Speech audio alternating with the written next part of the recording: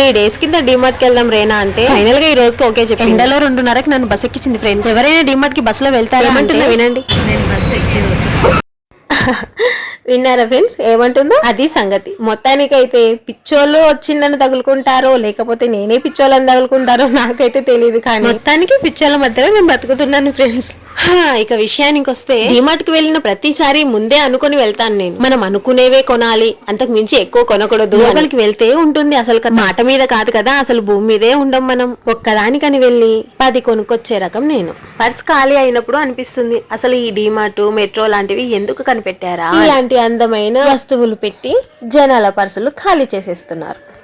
మొత్తానికి అటు ఇటు తిరిగి షాపింగ్ అంతా అయిపోగొట్టేసాం. బిల్ కౌంటర్కి వచ్చేసాం. ఫైనల్ గా ఐస్ క్రీమ్ తిని కొంచెం చల్లబడి మళ్ళా బస్ ఎక్కించి తీసుకొచ్చేసింది ఫ్రెండ్స్ నన్ను అయితే. మరేను మీరైతే ఒక లైక్ అయితే ఇచ్చేసి వెళ్ళండి ఫ్రెండ్స్ ప్లీజ్. బాయ్.